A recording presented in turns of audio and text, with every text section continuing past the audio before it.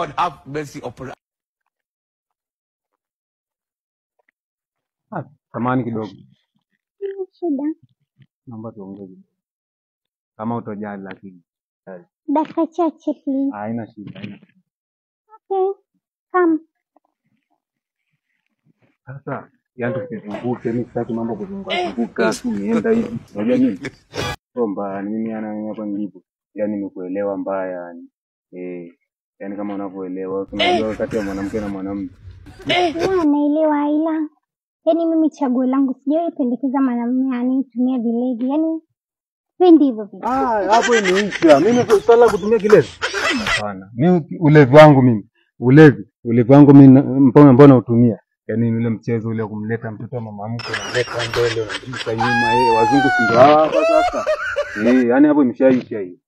Kwa hiyo unajiamini kabisa au tumii chochote? Kabisa mimi situmii kitu wote. Yaani huyu mtao unanijua mimi situmii kilevi aina wote. God have ndio mercy. kijana mstaarabu.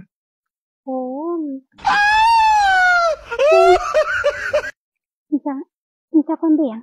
Sasa waambia lini tena wakati wewe unashauriana na halmashauri ya kitu wako unaenda kumuuliza nani tena? Nishakwambia situmii chochote. Fikiria. Kwenye mambo ya kufikiria hapo ni mambo mengine.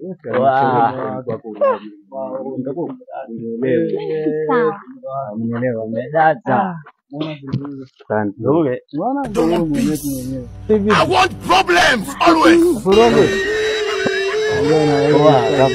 Rakae basi. Ngoja kidogo. Umetoka muamuzi hapo kwa nini asee? Mbona tunaharibiana wazee?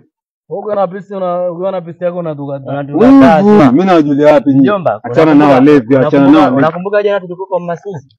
Nikakukuta hebu fateni mambo yenu asee. Sasa tukatae bana. Hamna, wewe usiwasikilize. Baby usiwasikilize. God have mercy upon us. Shajitilia mashaka. Achana nao bana, achana nao. Wasi walevi. Yaani unamwamini mlevi, mahakama yenyewe muamini mlevi na mwanamke mlevi. Kama umekunulia jana konyagi hapana. No, mimi siwezi.